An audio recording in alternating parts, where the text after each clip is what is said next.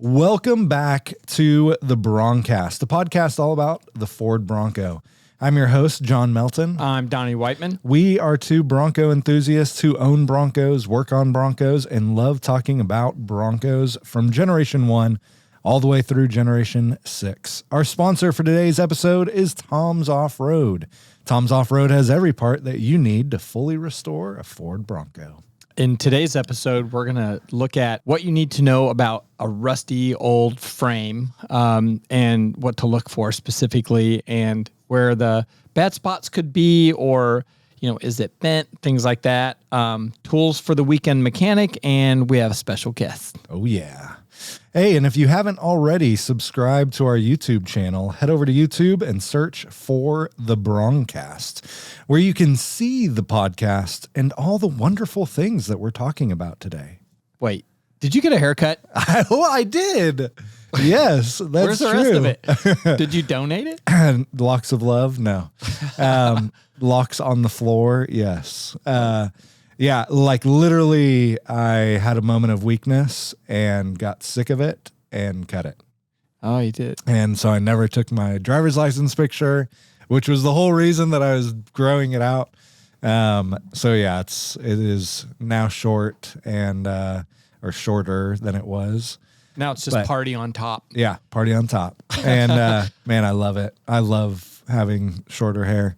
You're supposed to say that shorter for the summer. Yeah, like I know. Long hair in the winter. Yeah, right. I could shave it and I'd be happy. I hated my long hair. What have you been working on? Well, let's see. So we bought some axles and we thought they looked like they were rebuilt. New seals, fresh paint. They were gorgeous. Turns out they're complete garbage. So unfortunately, but fortunately, we went down the differential rabbit hole. So I learned all about shims and thousandths and, measuring and math. Like, oh my gosh.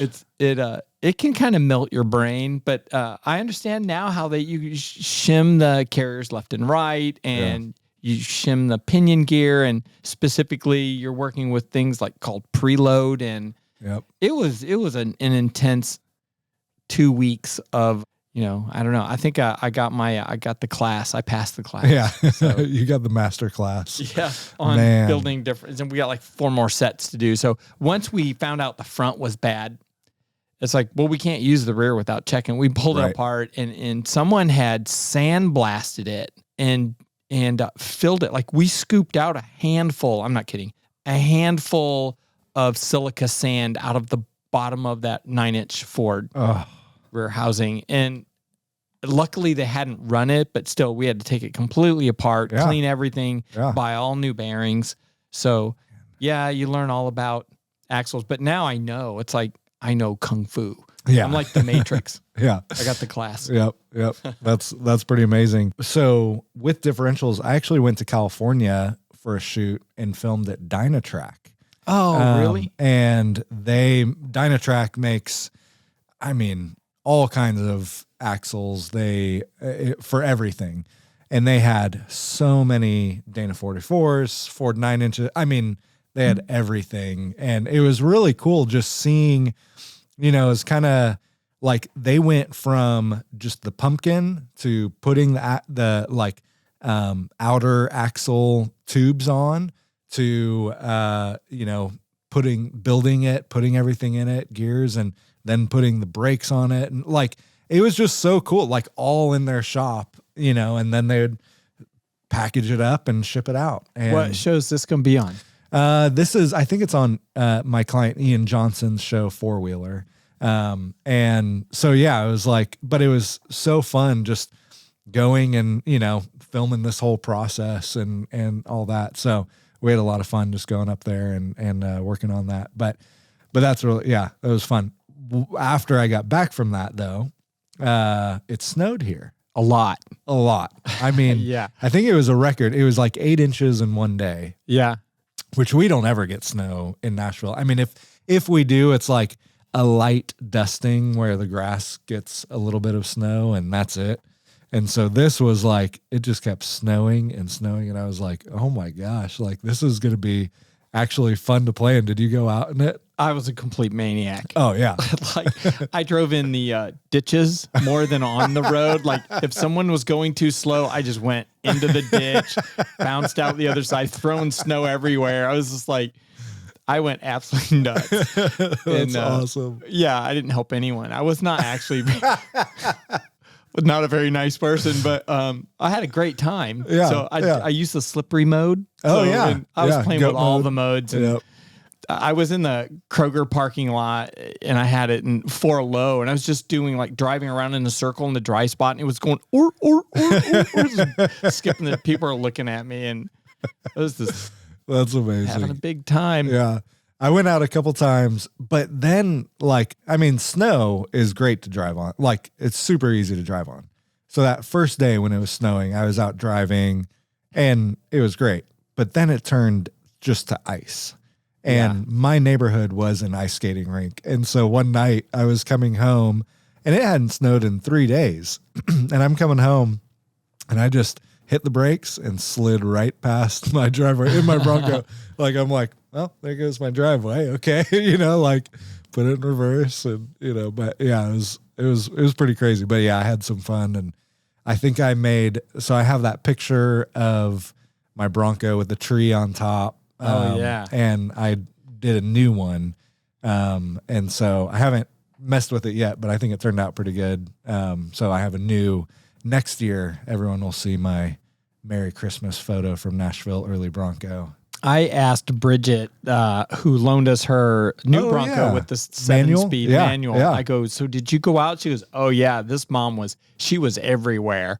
Like I was not stuck at home with everybody else. That's awesome. Yeah. If you had a Bronco, you were not stuck at home. We had King of the Hammers just finished.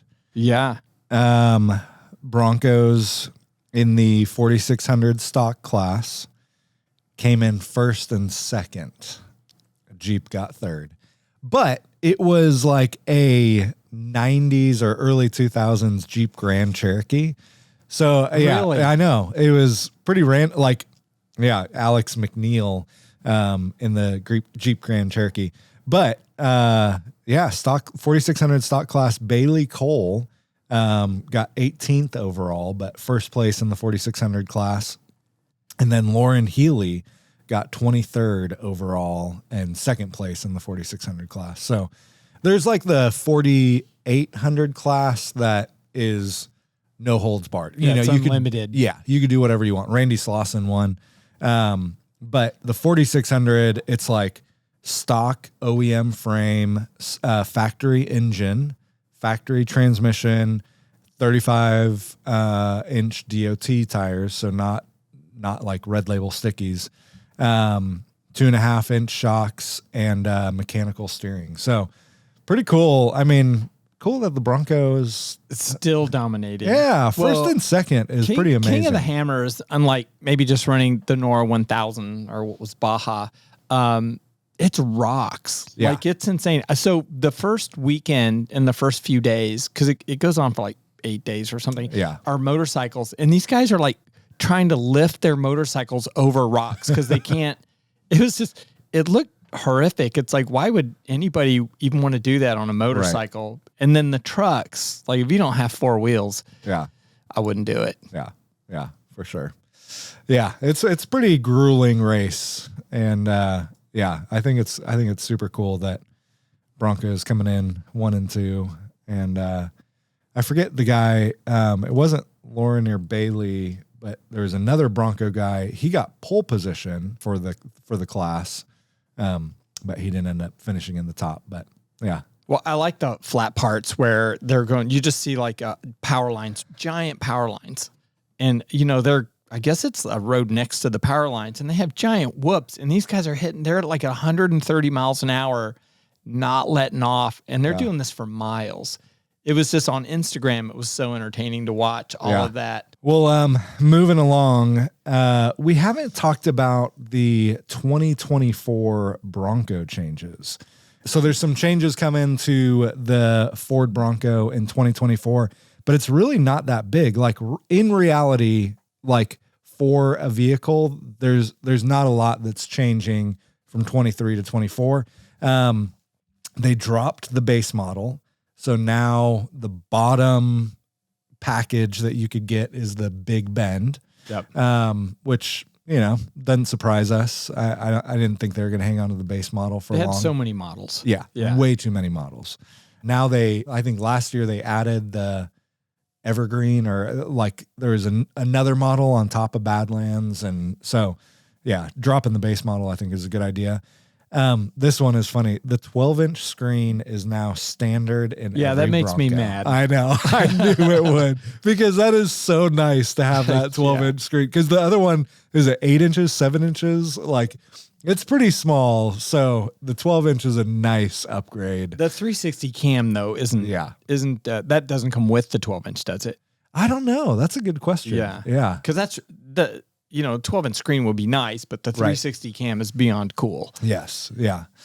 Badlands now comes standard with a modular front bumper, which I don't know if anyone really cares. On the Raptor, Code Orange is a styling package. So it's like adding a bunch of orange accents throughout the Raptor instead of maybe the red, because I think the Raptor had red accents. So maybe it changes those to orange or something. But yeah, those are the changes for the 2024. No new crazy colors. No, nothing crazy. Pretty bare bones. Well, moving right along, we're gonna head over to the shop and take a look at an old rusty frame. My 69. All right, so we moved here into the shop. We're in front of the lift, and we've got Donnie's old rusty frame sitting here in front of us.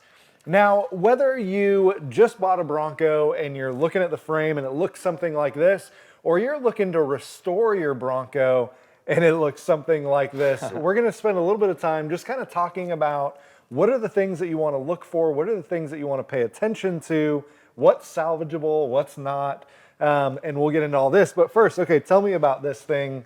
Where'd you find this? So this was on a trailer at Jimmy Golden's, and it had this horrific body on top of it. So we just recently took the body off, because if you want to see what you're dealing with on a frame, the first thing you need to do is get the body off. You really can't assess it without doing that. So we made a little video. We cut all the frame mounts, used the lift, raised it up, got it off, and I was pleasantly surprised. I found that it's relatively rust-free. Normally on top, the surface looks really bad, but the actual truck and the frame are really good, except we found over here it's got a knee or a joint in the frame where it's been bent. It looks like it got rear-ended on the driver's side. So, all right, well, before we really dive into this, what are your plans? Like, what are you going to do with this when you're done? Well, I'm actually going to do a full coilover suspension on this. Nice. So I needed a good frame. I didn't think this was going to be good, but turns out I can use this. So I'll cut all the mounts off and make my own mounts for a coilover suspension. Nice. All right, let's dive into this thing. All right, so this thing looks like a mess. And, how is it that when you're looking at this, you can tell, oh yeah, no, this is good and this is completely shot? Yeah, well, I always see the potential in everything. It's a flaw. But like, this thing, when you look at the top of the frame under the bed, normally it's all pitted out. And this one actually, if you look here, there's good metal here. Yeah. There's not much pitting. Things that we need to look for are whether there are any cracks here on the rear mounts. These have the most force. And then these are the shock mounts. And normally those are all rusted out and they actually look pretty good. You won't know until you really clean them up and we send it and get it all media blasted. But one of the things we noticed on the back is not only is this really nice right in here, which means my mounts are probably going to be good for the bumper, and right here, these mounts potentially won't be rusted underneath. The body mounts, there's 8 of them. Yeah. I did get one off the front, which we'll look at later. Yeah. But this one you'll notice has an extra nut on it right here, and we've noticed that there's an extra kink in the frame that's not supposed to be there. So this thing's been rear-ended from here, but we have a It kind of goes like this. Yeah, so we got to bring this one down. Yeah. So we'll strip this thing down and get it in the frame rack, the chief frame rack, and pull that back into spec. Yeah, and if if you're, like I said earlier, like if you just got your Bronco and you're kind of like, well, how do I check? Like what am I doing? The first thing you really do have to do is either remove the body or remove pieces to be able to see the frame. Because a lot of these areas, like this whole top of the frame here, you're not going to see it with the body on. Like these are the body mounts. This is what the body sits on right here. So it's one of those things where you're probably going to have to remove your body, but you don't have to remove it a whole lot. When I did my body lift, I don't know, 6 years ago, what I did was I went through and removed all my body mounts, which was a chore in of itself. And then I just got my engine hoist and raised part of my body, and then slid my floor jack under it and raised other parts. And what I would do is I would just kind of clean as I went and checked out areas as I went. So that's one way to do it. Like you don't have to have a coats lift in your shop. You can be able to do it other ways to kind of check it out. But yeah, you're right. There's even some paint here on this part of the frame, and that's really good because usually this is all pitted. And what we mean by pitted is it's just got these holes, Craters almost. Yeah, like all through it, like a texture that's not supposed to be there. Well, so what we'll do is when it gets back from being media blasted, then we'll really know how bad it is or how good it is. Yeah. So usually when you get to the front, like usually the rust isn't terrible up here because you've got, engine oil covering and coating. It's like a, protective layer over everything, at least on my Bronco. Yeah. But what are the things that you're looking for up here at the front of the Bronco? What we always see is that the frame has just been cut off. This one, it looks like they used a plasma cutter. Sometimes it's an acetylene torch, and that's common. People welded all kinds of steel bumpers onto the front of these over the course of 45, 50 years. So we can buy these pieces and replace them and put original bumpers back on. But I did get one mount off right here. Yeah. So I am pleased to see that it's the right shape. It's circular. It's not too rusty. So I can work with this. I can straighten the back out, pull it back into spec, cut off all the mounts that I want to cut off, and I've got good steel to work with underneath all this, what is really just surface rust. Yeah. Yeah, this really does look nice. And, when you're looking at this kind of thing, like these body mounts are like in importance, like this is probably one of the most important things that it's in decent shape because, every frame is different. Like these were all handmade on the assembly line. Like there wasn't a machine that did these 50 years ago. So, every Bronco is going to sit differently. Every frame is going to be different. That's why when you get a new body and put on a new body, like there is, you kind of got to finagle it a little bit and got to get it just right because as Donnie knows, you build a body on a jig and that jig may not necessarily match perfectly up with your frame. Well, then if you add on to the fact that your body mounts are completely rusted out, that adds a whole other layer. And so having good body mounts is really important, but what do you do if your body mounts are shot? Well, so we have found that at Jeff's Bronco Graveyard, they make these big, looks like giant washers, and they're the same thickness of the frame. So by the time we cut those out, weld them in, you can't tell we've even replaced them. That's cool. Even from underneath. So we will use those like washers. Again, they're at least 1/8 of an inch thick.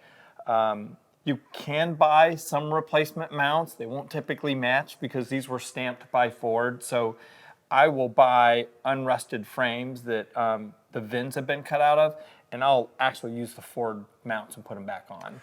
Nice. Now we're talking a lot about rust, and let's say for someone who has no idea, maybe they're looking to buy a Bronco and they see something like this. It obviously looks very rusty. It looks very scary. But how do you tell, like, what's your method of going, no, this is still good metal? Like, how can someone tell if the metal is still good or not? I actually use about a 1/4 inch punch. The bottom of it's flat, yeah. and I take a hammer and I will go around and hit all the spots. And we'll take a grinding wheel, a wire wheel, around all of the rear shock mounts, all 8 of the body mounts, and we'll test them. But mostly, I'm also cleaning them up, looking to see if there's any cracks. Specifically on the rear leaf springs, those will tear apart and crack. And you can either replace the whole mount, but either way, you're going to be grinding and welding. Now, if you're buying a Bronco, don't take a hammer and a tap to someone's Bronco that you're looking at. They'll be pissed. Unless you pay for it first. Yeah. Another area that is a trouble area is right here at the steering box. A lot of times, just from wear and tear over the years, that steering box, you're cranking the wheel and that'll actually crack the frame. But that is probably, it doesn't really matter because Tom's Off-Road sells these, like, I think they're 1/2 inch or 1/4 inch plates that you put right on here with longer bolts. And it actually strengthens your frame right there so that, if you have a crack or just to give your steering box some more strength. Usually and we have a lot of people that try to take rock crawlers and turn them into mall crawlers. And the difference is like garage queens. And that's when you see those things are twisted in the holes and because they've had, 37-inch tires on them. The bodies are completely beat all the way around. And we've done a couple and put them back on the road and it's amazing, but the reality is you will see stuff here, damage here, and damage at the suspension mounts. And, to make it roadworthy, you need to grind down and check all the welds on all the mounts. Yeah. So when you were taking this off, like, what was the process? Like, I know cutting body mounts is very difficult. Well, usually we take a plasma cutter. Oh, nice. And if it's someone's truck, I say, you don't want to be here for this because it's horrific. But in this case, we used the Coates lift, the 2-in-1 lift, and I got underneath it and we lifted it up. Ironically, the body was so rusty that the ass end of it kind of fell down and then the nose went down and it looked like a wet piece of pizza as it was coming up. But things were caught, and all of a sudden, we had to go to the back with the pry bar to get one of those mounts loose, and then it's sort of lifted up and then dropped it. Same thing with the front, but the funniest part was, as I was just getting it free and clear, and the bottom of it was, about shoulder height, the front fender went like a door opened up and just kind of boing, and the truck was fighting coming off of this the whole time, but. Yeah, it came off, rolled the chassis out, put the body on a big pallet, got it out, and then rolled this back in. So, but It was comical. I did get it all videotaped though, so you can see it. So what's the next step here? What are you going to do next? We're gonna take the axles off. I'm gonna get anything that bolts to it off, and before I go through and check all the bolt holes and everything, I'm gonna get it down to a bare frame. And it's going to get media blasted. Oh, nice. Okay. So you're not, okay. So my process was cleaned it all off, sandblasted and powder coated it in one step. So you're going to media blast it and then come back, fix the frame horns, fix whatever needs to be fixed. Straighten the frame, fix the frame horns. I'm actually going to cut all the mounts off. Oh, wow. So I'm going to make coilover mounts. And then, so I just need a bare frame that's been media blasted. Nice. Yeah. And then, so how can people see this process, this progress? We're going to be taking little videos of it, little tiny shorts. Good. And be posting them on Instagram on Dreamweaver Donnie. And then also on the Broncast YouTube channel, I'll be posting videos if people want to follow the entire build. Nice. Yeah. Nice. That's going to be fun. It's going to be fun seeing this come together. Donnie and I are definitely racing, although I think he has 3 Broncos going and I have 1 and it's sitting over there not doing anything.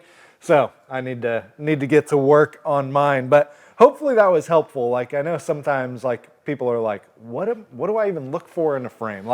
it just all looks like rust. Well, there's different levels of rust and different ways to check and different things to check for. So hopefully that was helpful for you guys. Yeah, stay tuned, and we'll keep you posted as we get through this whole process. Yeah. And show how it's done. Jon and I wanted to talk about like tools for the weekend mechanic. This is a good subject because, what tools do you buy? Which ones do you not waste your money on? And we just feel like we got a short list of a bunch of tools that we each recommend that we feel are kind of important to have. So what's your first one? Number one, I've got the Milwaukee Impact Driver. So this is the M18 Fuel. It is super, this thing is pretty heavy, super torquey. I think it goes, I have my notes here, 1,000 foot-pounds that it can actually do. But you usually have just an impact driver, everyone has a DeWalt, a Milwaukee, whatever it is. This is a step up, and it has so much torque in it. But however they designed it, I don't know how they designed it, it won't break your wrist because of the torque load. Like, it'll break the bolt. I have snapped off the heads of numerous bolts now having this.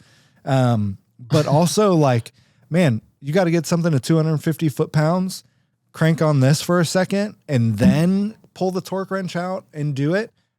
This gets it way closer. I've actually gone over, often it's like I need 250 for suspension bolts, and I'll do this and, and I'm like, okay, good. And then I'm like, oh crap. I just did 350, or whatever. and so it works really, really well. And especially working on a Bronco, working on an old truck where you're having to get, old rusty bolts out. You're having to get, a lot of stuff. This thing is amazing. And I actually have the small battery on it. Yeah, I was going to say, that you've got the low profile battery, which is like an inch shorter. Yeah. Which sometimes that 1 inch is like the difference whether you can get the tool in there or not. Right. Yeah. Yeah. And it has 4 different settings. I keep it on the second setting most of the time. The fourth one might break your wrist, but might flip your truck over. Yeah.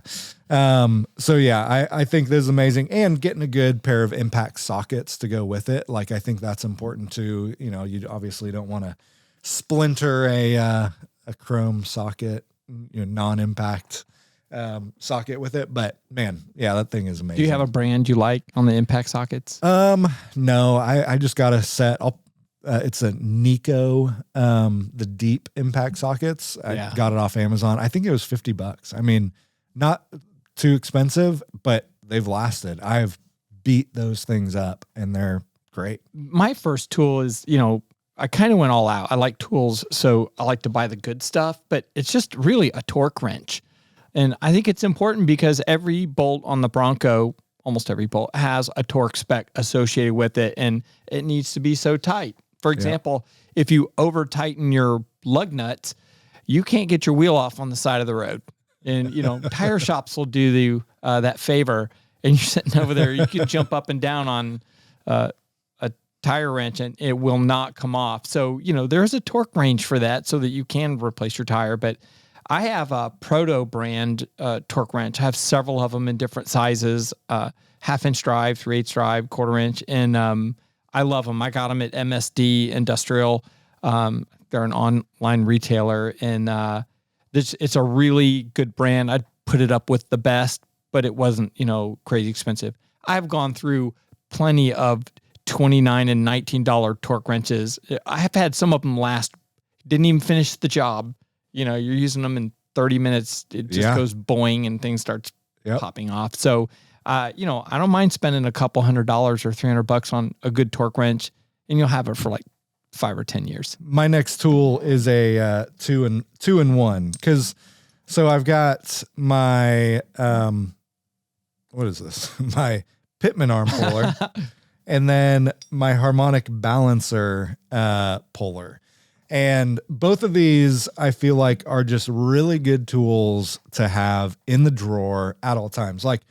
this is one that like you shouldn't just rent when you need it. Like you need to buy one. I think this one was $20 and this one was $10. I mean, it's like they're so cheap. It's, not expensive tools, but I go for my Pitman arm puller for so many things because it's just that thought of like, I wonder if I could get my Pitman arm puller on that and get it off. Or like harmonic balancer, I think I pulled my steering wheel off with this. Or, it's like there's so many multi-functions with these two tools in particular that I think they're good ones just for everyone to have in their drawer. I've used the harmonic balance puller to help pull the Pitman arm off. Yeah, exactly. And then it'll just go ping and come off. Otherwise, you can fight that thing and they just don't come off. Right.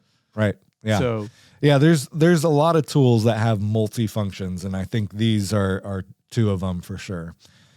And with all these, we'll put links in the description below where you can find the ones that we're talking about, or find your own, and we'll just put Amazon links or whatever down in the description. Well, my next tool is actually a very large item. It's actually a steel table that we use in the shop, and I've added casters to it that lock, but it's a Miller welding table, so it's about 32 inches square, half-inch steel plate on top, which by itself is crazy heavy because I had to assemble it. But this one's a double, so it has 6 wheels and 2 plates side by side, so it's somewhat rectangular. But I have stood on it multiple times and pounded on stuff.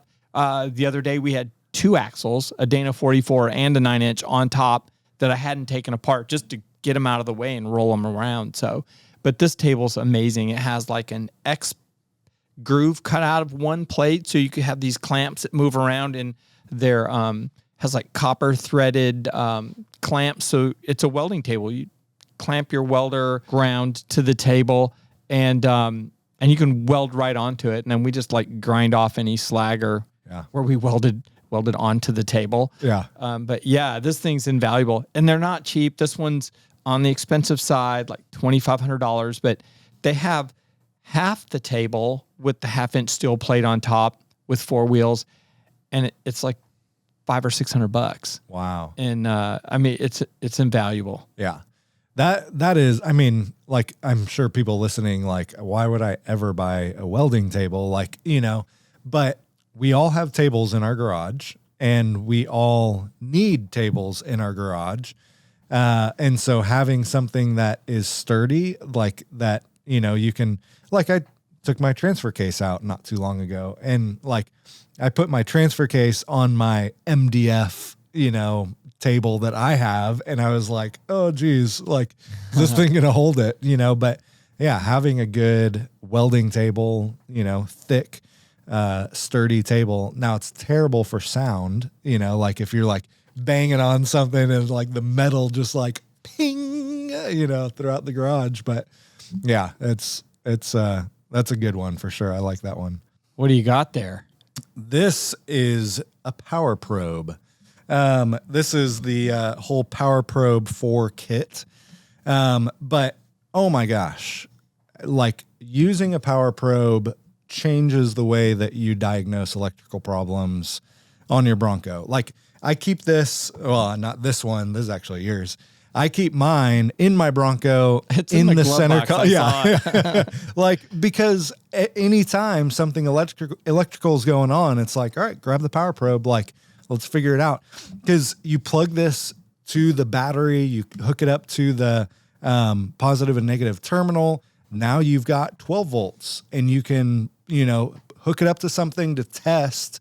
Okay, is it the wire running to it? Is it the 12 volt? Like there's just so many functions, more functions to me than just like a multimeter or something like that. Like, and this will test voltage. So if you do hook it up to something, you can actually see, like, it has the numbers on there of how much voltage is going through it. Like, I feel like this is one of the greatest tools. Now it's on the expensive side. I think it's $200 or $300. Yeah. So it is a little bit pricier. It's not a $50 tool, but you will get the use out of this. Any electrical issue, this will be your first stop.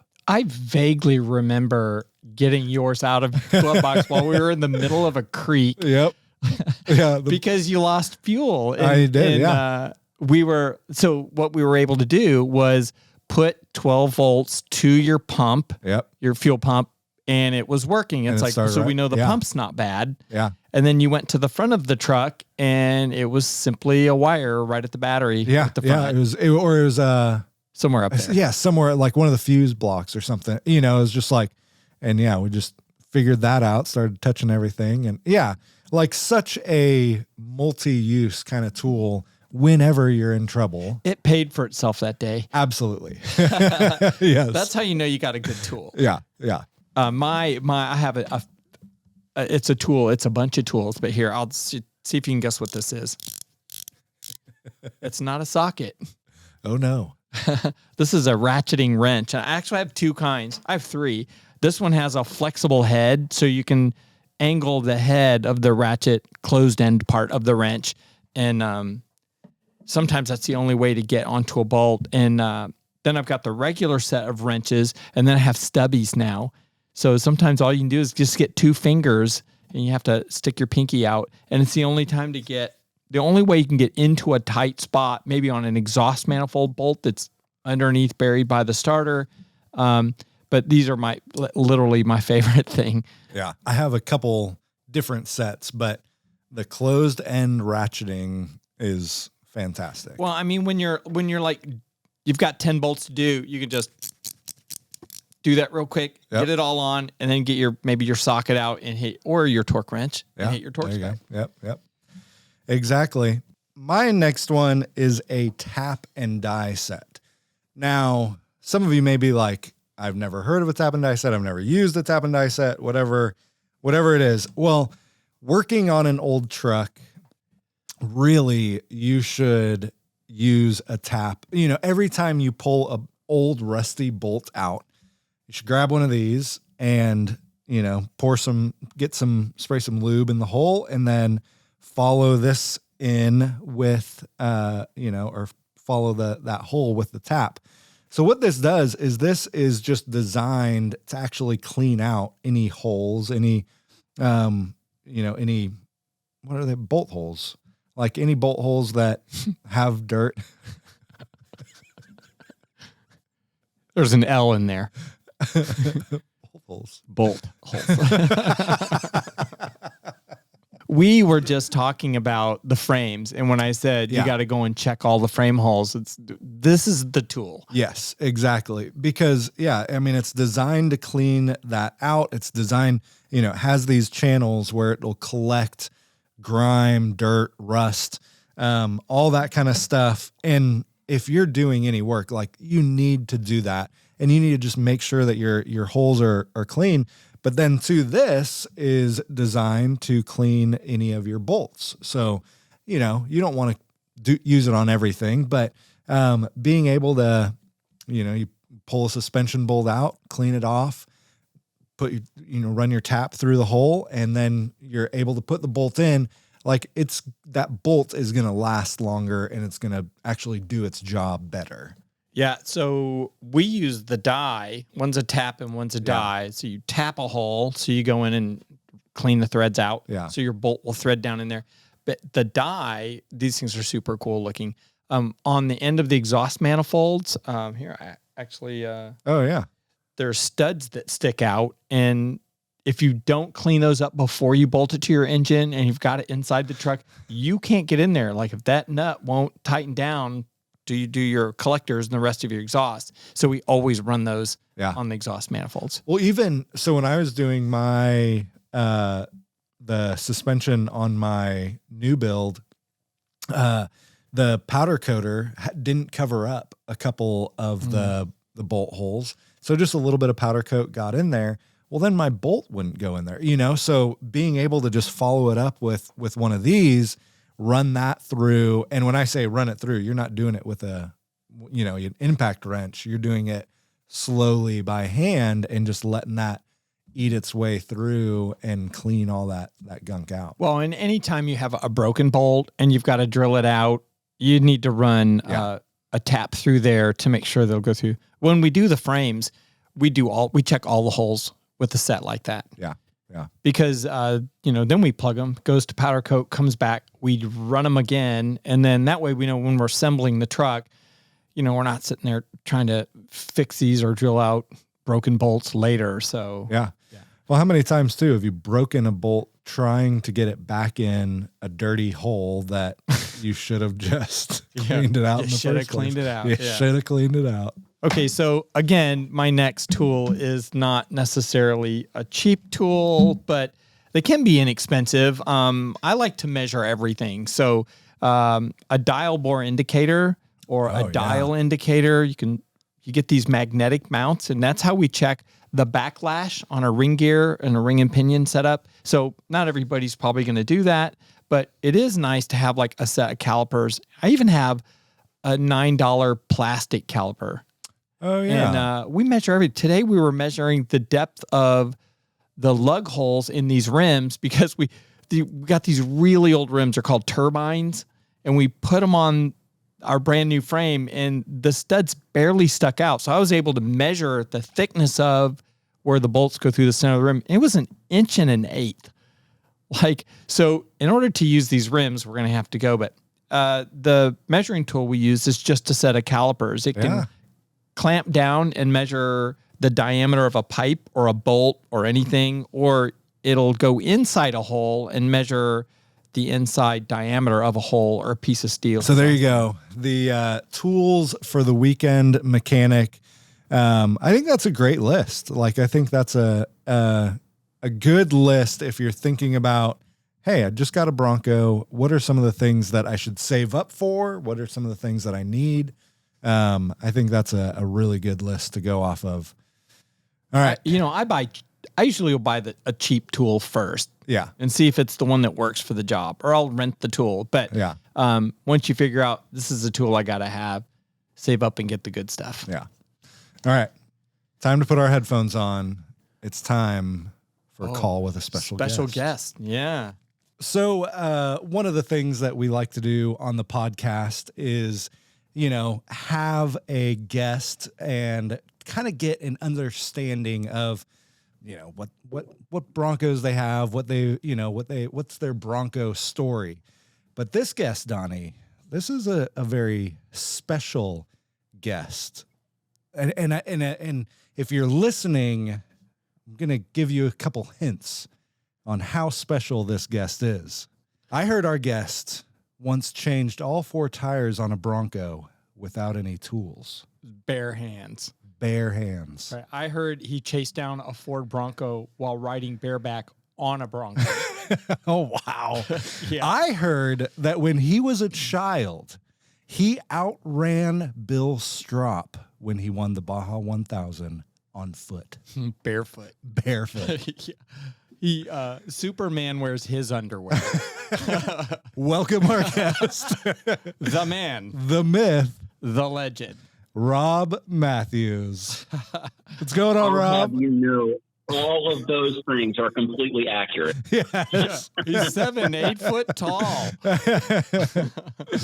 Oh man. Rob has kind of on the podcast become it's kind of the tales of Rob Matthews. On the last 2 episodes ago, he could put his foot out the door and stop a Bronco. Yep. I tried that, just so you know. I got a hole through my tennis shoe and right into my foot. So. Now, Rob, we met at Super Celebration. We've known each other for years now. But for people who don't know, how many Broncos have you owned in your lifetime? Probably 10 or 11. Oh, wow. Were they all early Broncos? No. I've had just about everything. I learned to drive a car. Learned to drive. Period. On an '86 Eddie Bauer. Oh, nice. And so I've had everything with the exception of the big Bronco, 78, 79. Okay. And I'm constantly looking. Yep. for the right one to add to the stable. But I've had 10 or 11 in all different. Some running, some not running, and they're like potato chips. I mean, you guys know this. Yes. Anybody that listens to your podcast knows this. Ford Broncos are just like potato chips. You cannot have just one. That is so true. So, yep. So I remember you name your Broncos, and wasn't one of them called Patches? Yes. Patches was an orange 70 something or other. I think it was a 75. That was Patches. It was replaced with Taché, the French version that's a little more refined, a little nicer vehicle. Yeah. Yep. Yeah. Patches was the one. I mean, I think that's probably how we met, because I was just walking around the show field at Super Celebration, and it was like, this is like the perfect Bronco. Like, it just looked perfect. It was such a beautiful, you did such a good job on it. Well, that's flattering, but perfect is definitely not in, that wasn't in Patches forte, but that's good. I'm glad you enjoyed it. I did. I did a video, a couple years ago when you still had Patches. I think it was probably 2018. And I brake checked your camera right into my windshield. Exactly. Right? I remember. And ever since then, the words of Rob Matthews of, your brakes will work fine if you have them tuned right. Run through my head. This is correct. In my opinion, that is correct. Yep. Exactly. Give us some examples of some tools that you feel like every weekend mechanic should have to, successfusly work on their Bronco. Top one. Like in their truck with them? No, like in their garage. Oh, okay. Yeah. Yeah, just between, you got to have some tools in your truck, but like in the, like, oh my gosh, man. So, oh man, that's a tough one. To be honest, probably the easiest thing for anybody to get would be a big, like a shop crane or a hoist. Yes. That is like, and I just say that, like, I'm not talking about, somebody's going to listen to this and go, well, I don't need to pull my engine out of the truck. Well, no, but you can wrap a chain around the front bumper and pick the front end up off the ground 45 degrees so you can work under it. That's probably my first one. I used my engine hoist to level my doors. Like, I would, hoist the doors up. And install your transmission. And install my transmission. That's right. Yeah, I pulled it up. A shop crane or hoist, they can be had so cheap. Yeah. So inexpensive. Now, the one I have, I bought it off a guy that used to rebuild semi-truck engines. And when I mean it's overkill, I mean this thing has to be able to carry 6 tons. Because it was hauling in big diesel, Detroit engine out of the front end of a semi-truck, right? I mean, it's so overkill, it's retarded. I spent $200 for it. Yep. Oh, wow. And it works amazing. Yeah. That was a Craigslist find, right? I mean, like, yeah, you can buy a brand new 2-ton lift for $350 right now from any of the stores, any big box store. Yeah. Brand new. Yeah. That's pretty good. All right. What else is on the list? Oh man, like shop tools, like super important. A lot of it isn't big stuff that's in the shop that you'll end up using a bunch. I've got a ball joint service tool that it's like $77 on Amazon. Yeah. Because I went to go help my buddy with a 78 Bronco do ball joints, and he quote unquote borrowed a tool from one of the stores, like advanced discount or something. Yeah. It was such a colossal piece of crap, and I literally said, I'm never ever going to do that. I'm just going to buy the tool. So I bought the tool. It was $77. Again, that's Amazon. It will last my lifetime, and it will do every ball joint of everything I've ever owned. Yeah. And what didn't you use that ball joint tool for something else recently? Like putting the studs in Ford 9-inch? I did. Yeah, see, you remember. I forget these things. Right. So I knocked out all the studs, I replaced them, and I actually used that tool to torque the studs up in. I used a big ass socket on one side, right, to let them draw in. Yeah. Yep. So just because the tool says one thing, it's not like you have to sign your life away and there's a waiver and says, hey, you can't use this for something else. Yeah. It's more time you spend in the shop or monkeying around and banging your knuckles on these things. You'll just find stuff. Yeah. I feel like I always reach for my Pitman arm puller. Like, I'm like, I wonder if I could use the Pittman arm puller for this, you know, like Yep. I like can't get something and I'm like, I bet the Pittman arm puller could do it. You know, like, I don't know why that's like my go-to tool that I reach for. Yeah. There's a couple of small things like you can get a 12-piece bearing separator puller set on Amazon. They're $37. And again, I don't do this professionally. They will last my lifetime. Yeah. Right. You can get like a harmonic balancer puller. Now that is one that I use for all sorts of crazy things. Yep. It's a little more expensive, $100 on eBay. But like here's a super cheap one, $27 for the bearing race, like the seat where you can like it's all aluminum, billet aluminum. You take that thing in, you get the right size for the race, Yep. and you tap it in with a hammer. Yep. $27. Yeah. No longer are you looking for a block of wood or a friggin' socket. Huge that's socket. 4 Yeah. times bigger than you'll ever use. Yeah. Right? Yeah. It's $27, man. You use it 3 times and it's completely paid for itself 50 times over. Yep. I agree. Speaking of all this tool stuff, what are you currently working on? I mean, this podcast reaches just tens of thousands of Bronco enthusiasts, and at least 8 of those thousands will be at Supercell, and I kind of want to keep it a surprise. Oh. Yeah. But it's on Pache. We're bringing that truck again. Nice. So you guys both know Amando's pregnant with our first kid. He's amazing, and he has more hair than both of you put together. Yes. Just throwing that out there. Congratulations. So I did something that I wanted to do to that truck to kind of refine the look a little bit. So you guys know all the little stickers, right? Everybody's having like little cartoon characters of their trucks, and they're all trading stickers around. Yeah. Right. So I'm like, man, I totally want to do that, except that my truck doesn't look the way I want it to look to take a photo of it to make a sticker of it. It's completely vain, right? That's like the dumbest thing ever. Nope, so I get that's it. what I'm hung up on. Yep. That's the auto illustration guy. Yeah, those are incredible. Yeah. It comes back from powder coat tomorrow, so I can start working on it again. Nice. Anyway, Nice. I had to bolt a seat carrier in the back of my truck so the kid could ride with us. That was kind of annoying, but that's fine. Yep. It's a kid. Yeah, I can't really turn it back in. You know what I mean?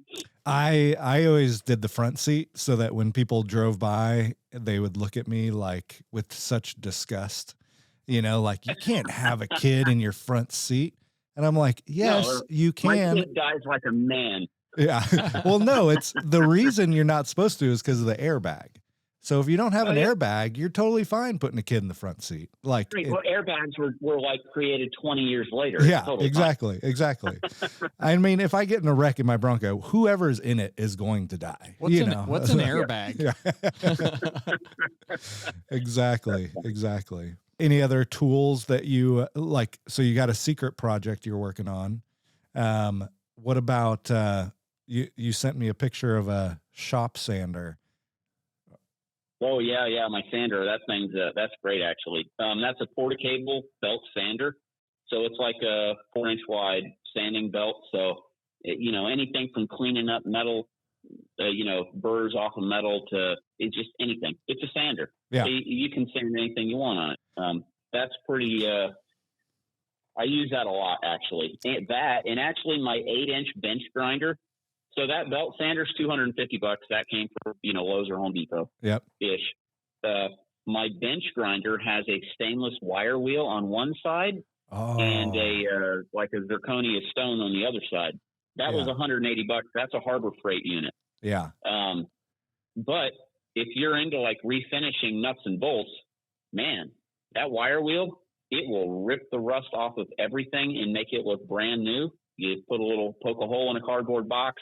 Yeah. Prime paint and your bolts, not everything. You don't want to reuse bolts like, let's say, like head bolts off a motor. Right. You don't reuse those, right? You guys know. You buy ARP head studs. Yeah, exactly. But for the stuff that doesn't matter, you can recycle all this stuff and basically make it look brand new. And you can do that without the proper tools. Yeah. But it will take you 10 times longer. Yep. Versus just fire up that wire wheel at 5,000 RPM and just and roll the bolt and you're done. And it's shiny, no rust, bare metal. See, we are tracking, you and I, like we're on the same wavelength. Cause I said a tap and die set. Like that was one of mine because every bolt you pull out of your truck, you should follow it with a tap. Like, there's just so much garbage in every one of those holes, and you have got to clean it out, or else your new bolt, is going to just get, twisted.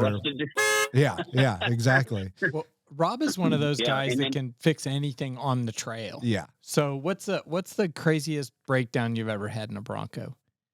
It's invariably has something to do with the fuel system, at least for me. And I mean, I carry a bunch of spare parts. I run I almost said Phytech, the Holly Sniper.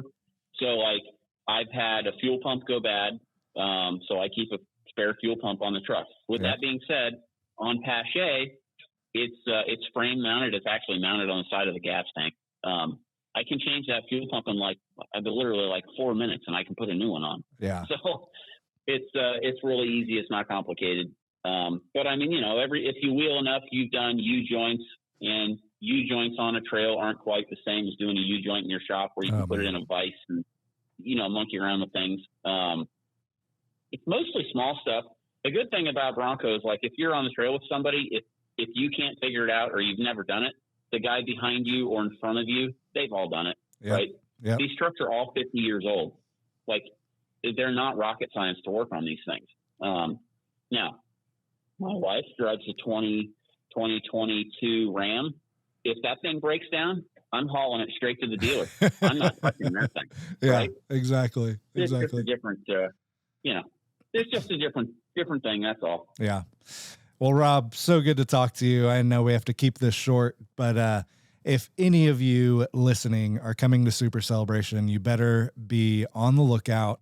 One for Pache, Rob's orange luber. What's a luber? Lifted uncut Bronco. Yeah. So go see Rob's orange luber Pache, and then Project X that we don't know about, and we haven't heard about, and we haven't seen any pictures of, but it's going to be an exciting surprise, right? It could be. I'll tell you that I did use my titanium welder. I did use a needle scaler. I did use a 3M narrow belt sander on it. I also used a Portaband bandsaw on it. And I don't think I drilled. Oh, yeah, I did. I used my World War II drill press on it. So there you go. There's some other shop tools. There you go. Yes. I love it. I mean, it's fantastic. Yeah, because I feel like, we've always had the parts corner on the podcast, and it's like every Bronco guy is like, what tool should I buy next? Let's each guess what we think he did. Oh, yeah. Yeah, let's both guess what we think Rob did to his truck. It depends on what your project is, right? What do you buy next? What's your next big project? Yeah, like exactly. my ball joint tool, 7750. If I use it more than once, 7750 gets cut in half. And if I use it a third time ever in the life of owning it, it gets cut down again. Right? You're speaking Donnie's language. Upfront are a little bit of money, but man, they pay for themselves so fast. Yeah. And not just me. What if my buddy wants to borrow it? Or he brings his truck over here or something. Like, don't use the crap that you quote unquote borrow from the auto parts store. Just buy your own stuff. Yeah. I rent my tools to my friends because they're not coming back anyway. I get at least a little bit of money. Oh boy. That's awesome. Rob, how can people see when you post the things that you post? How can people see follow you and see what you're working on?